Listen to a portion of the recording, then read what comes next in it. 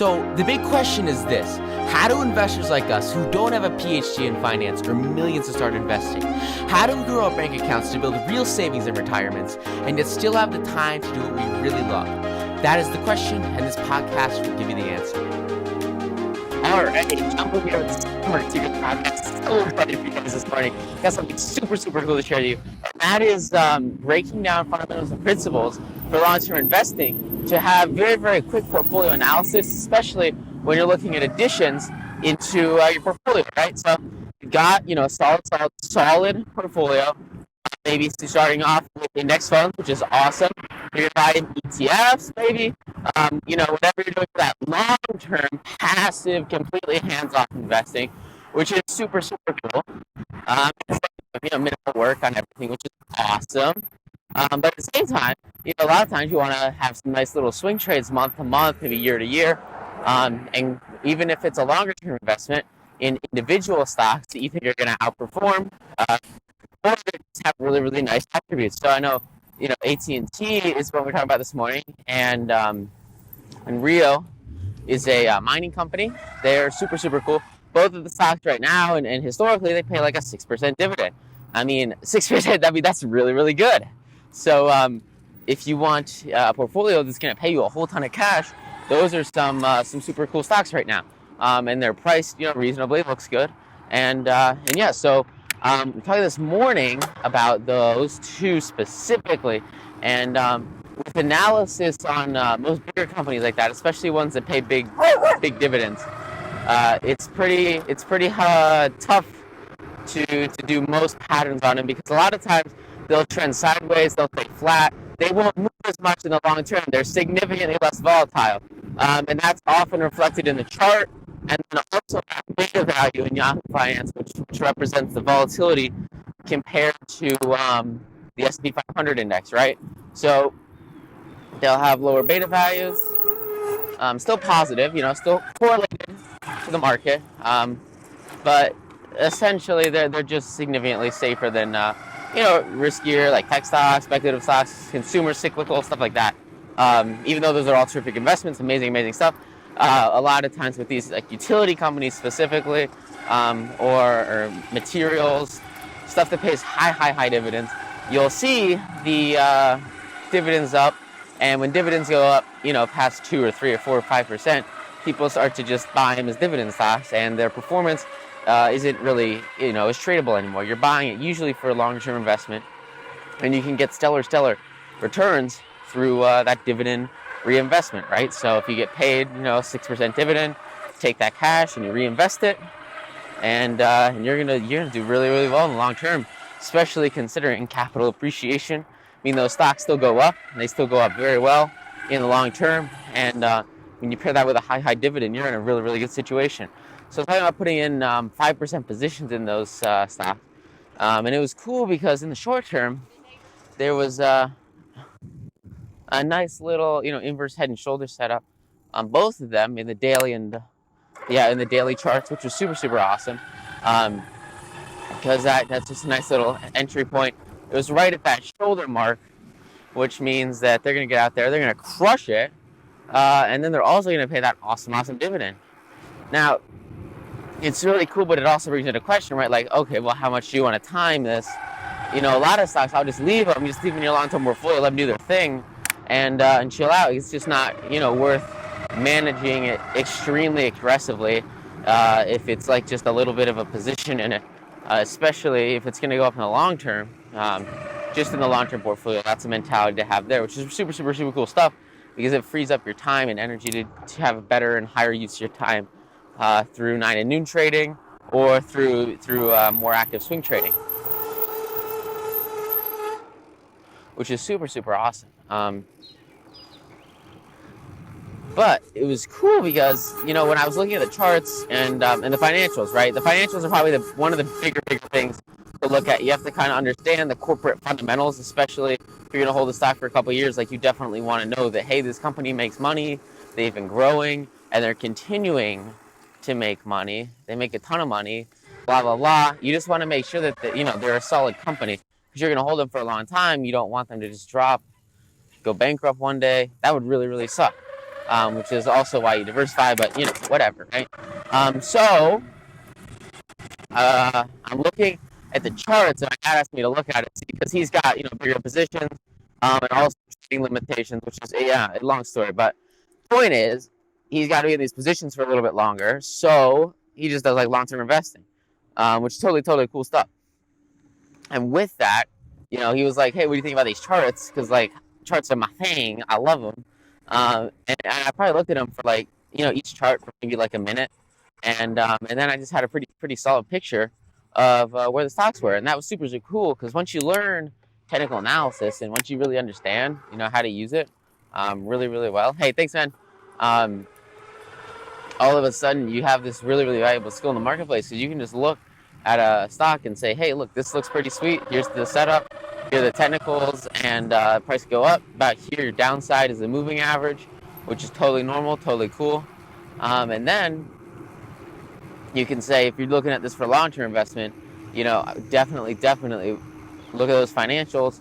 At a minimum, just go to the financials tab on Yahoo Finance, but usually for best practices, go through your principles and your checklist or whatever, and read that annual report. Is going to be super helpful to understand exactly how the company's doing, where they're going. Excuse me. I was reading Checklist Manifesto. Super excited about that. I'll have a video about that book on YouTube soon, which is super cool. And what they talked about in the financial market was really interesting.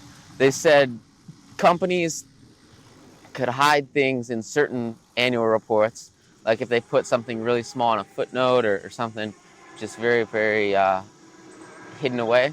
But in multiple years in a row, multiple financial reports, multiple annual reports, it's really hard to hide stuff. So if you want to holistically judge a company, it's sometimes tougher to see if there's anything wrong with the books in a certain year's report.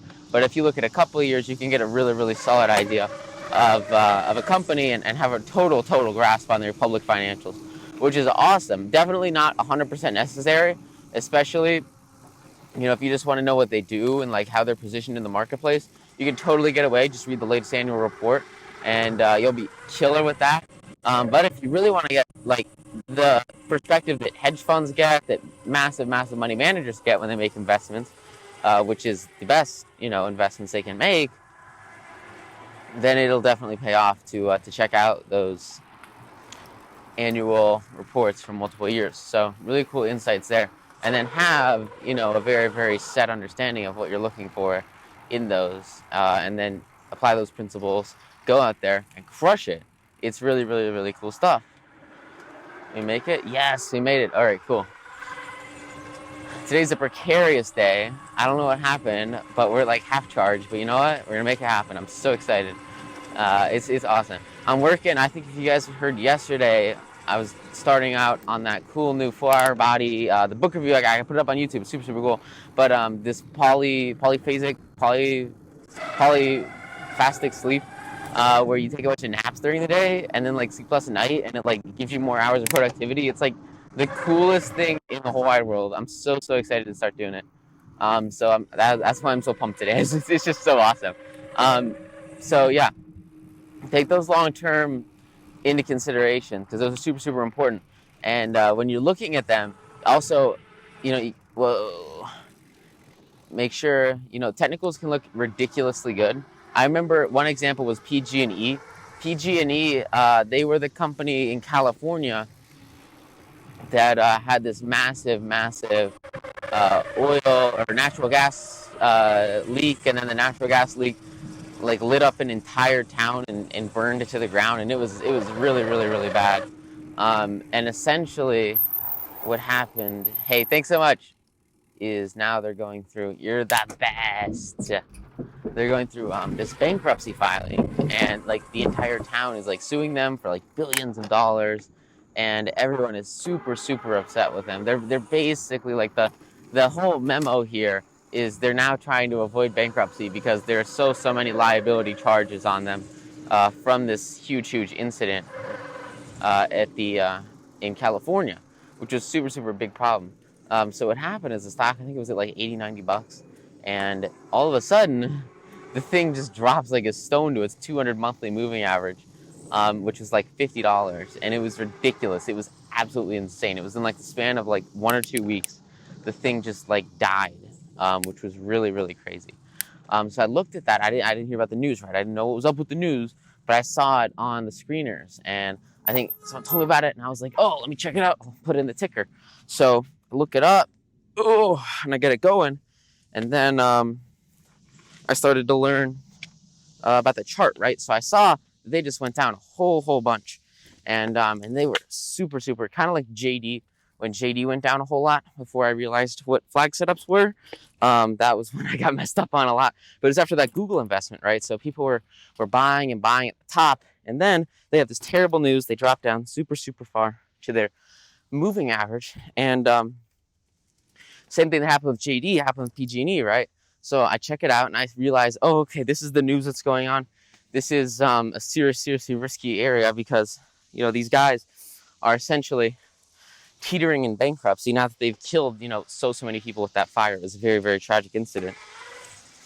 So, whoa, I wonder if it's supposed to, yeah, it's probably supposed to do that, I don't know. So these guys were at $50, and then they were in the middle of like a flag setup, right? So just like how JD was in a flag setup, these guys were in a flag setup where they went down, and then they consolidated just a little bit at that 50 moving average. And then after the flag, they keep going down, and the downward move is the same length as the height. So like if it started at the top at like 90, 95, and then it went to 50, the downward move would be the difference of that. So that was like $45. So you would subtract $45 from the current price of like $50, or something like that. It was probably a little bit more conservative than that. I feel like it's a little aggressive. But the point is that the height of the initial flag is essentially what you're looking at as the downside minus or subtracted from the consolidation range on the flag, where it just kind of chills out. And if you need pictures of this, I talk more about it. I think it's chapter 26 of 9 to Noon. Very cool stuff. There, great technical indicator, and really good pattern. Very strong pattern. I'm trading it right now in OXY. I just caught one at the bottom, and we're doing an options for like the next 6 months there, which is that's a call, and I think I just got in the money today, so it's just pure profits for the next couple months, which is awesome. Hopefully that position will double, and we'll have a good time. Because what happens is once it hits that bottom which is predicted by, the run up and the change in height from the run up, and then applying that exact same monetary change to the consolidation zone, it's basically, that is a very solid bottom. That is going to be a huge support in the market, and often it'll be like an all-time low for the stock. So in OXY, it had a flag set up. It completed the flag setup on the down move, and the thing just took a really big crash. And after that,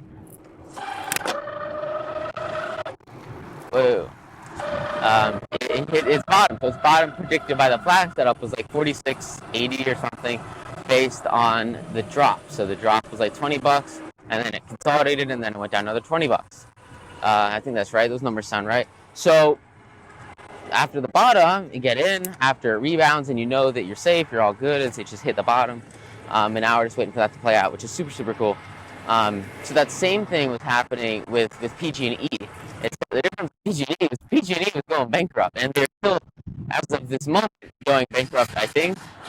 They might be doing some protection. I don't know. It's a really big mess. So, I mean, best wishes for them. I hope that they figure it out. But, I mean, they hurt a lot of people. So, yeah.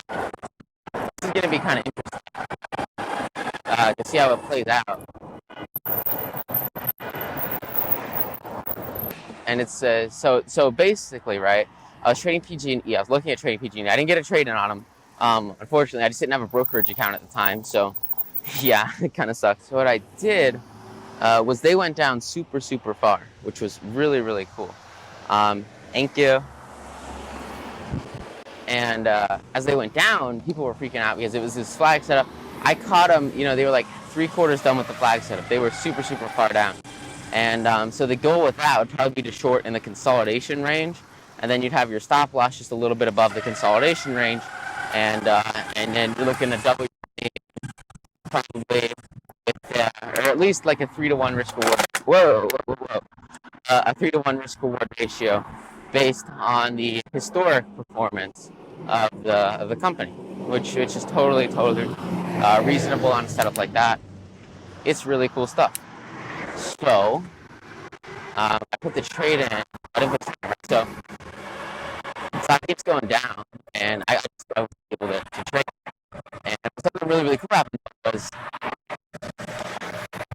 the news came out that they were filing for bankruptcy, and it went down like 10%, 15%. They hit their all-time bottom, and that bottom was based, at the time, it was based on the flat setup. So the technicals predicted the exact support level where the stock was essentially going to find its bottom and then bounce, right? Which was super cool. So as the stock went down and it found that bottom, it was really cool because it bounced immediately and then had some sort of like decent news. And what happened is the company went up like 20% in one day, which was ridiculously crazy. It was really cool. And that was right after it hit that bottom, that support level, based solely on the flag zone, which was it was awesome. And then you could get a trade on that and then just get out really quick. It was cool. It was lucky. That doesn't happen a whole lot. But when it does, it's very reliable, very strong, which is really cool.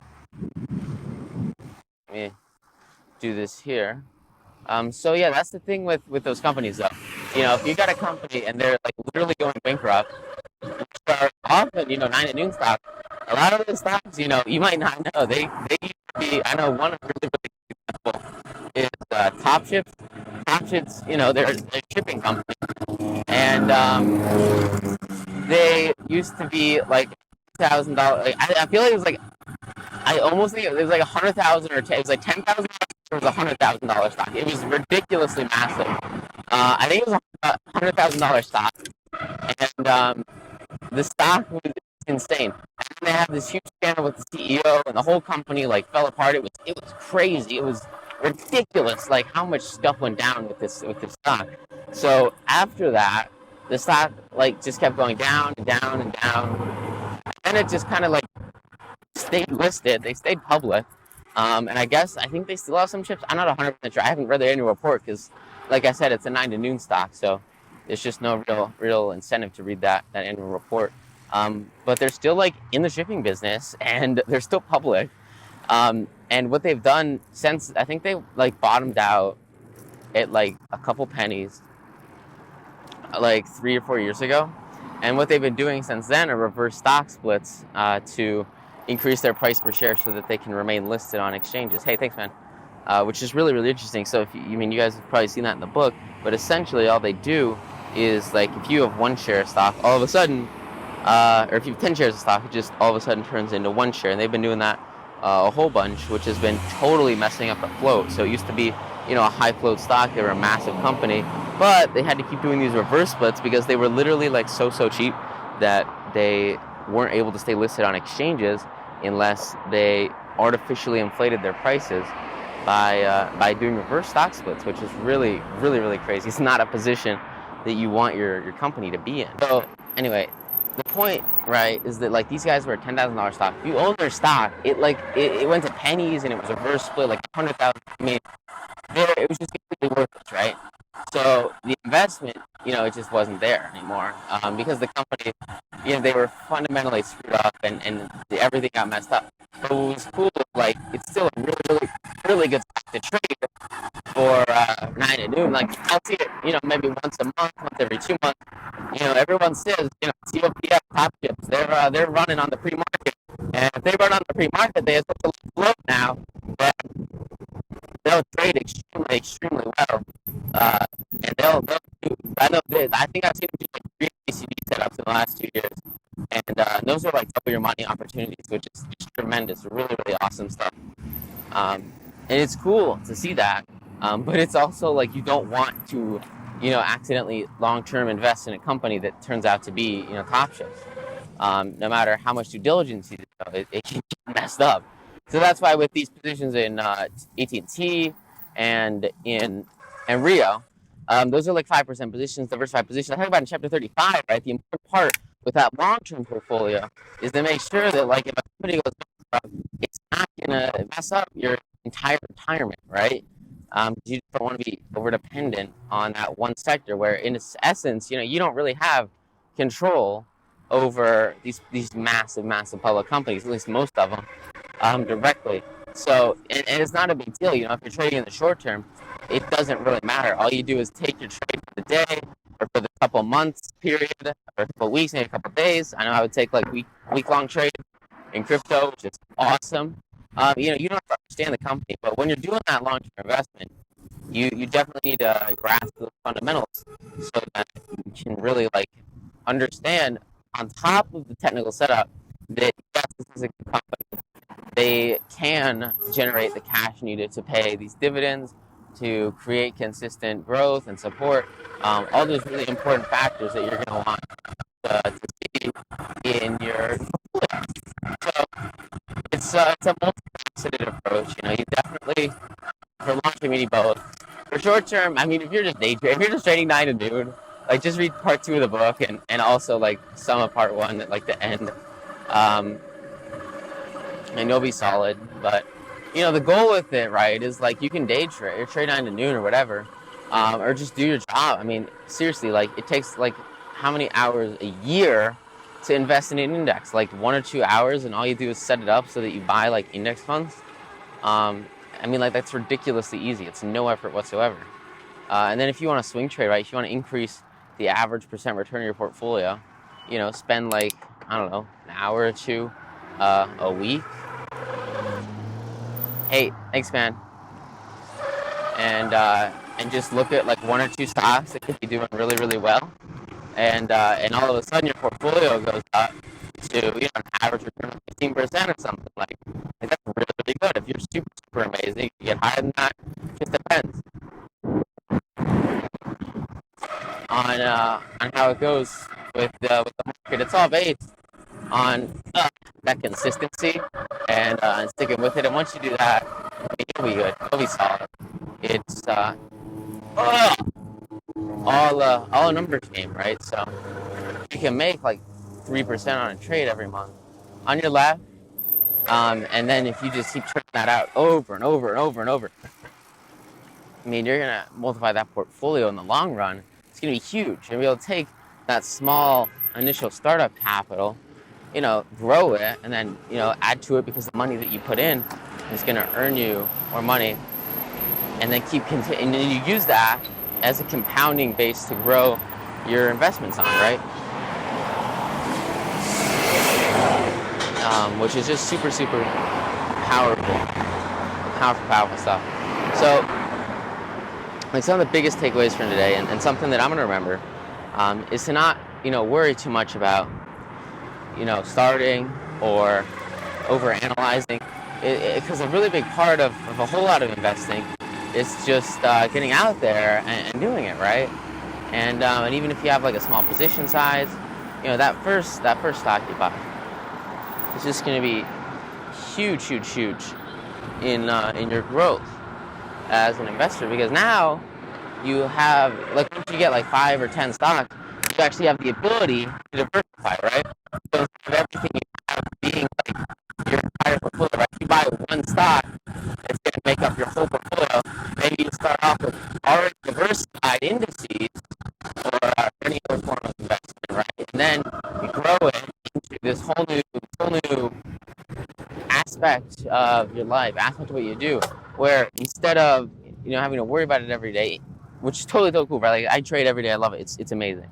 But if that's not you, you totally can just sit back and let the markets do their thing and chill out. It's not like real estate or other forms of investment where it's as hands-on. You just kind of let it happen, and it's a really, really powerful asset in your life when you just kind of sit back and let it do its thing, which is awesome. It's really cool stuff.